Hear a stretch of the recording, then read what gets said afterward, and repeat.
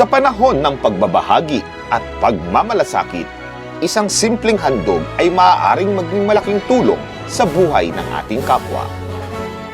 Ang mga dating kandidata at kasalukuyang mga reyna ng Inang Mutya Barcelona Season 1 ay nagkaisa upang magbigay ng donasyon sa Agape Association sa Barcelona, Spain.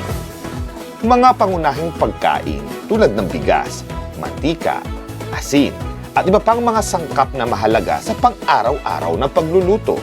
Hindi lamang itong simpleng pagbibigay ng pagkain. Ito ay pagpapakita ng malasakit, pagkakaisa, at tunay na pagmamahal sa komunidad.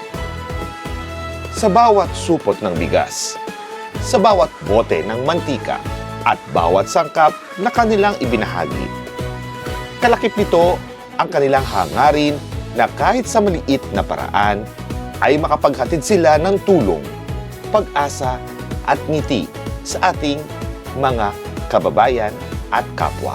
Masaya po kami bilang isang community, isang organization na Inang Mutya kasi nakapagbigay kami kahit konting tulong sa ating mga kababayan dito sa Agape.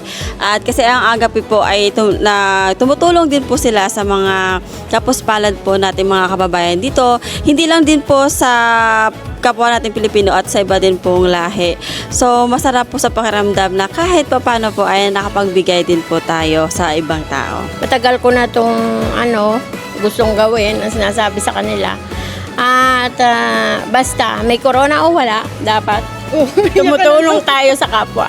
Blessing para sa Agape at isang napakalaking blessing din para sa amin na ma-share yung aming nakayanan at alam naming maraming matutulungan itong ating mga kapwa nating kababayan at sana po ipagpapatuloy namin itong aming ginagawa para sa ating organisasyon, para sa mga Pilipino community at hindi lamang dito sa Agape at maghahanap pa rin kami ng ibang group na aming matutulungan.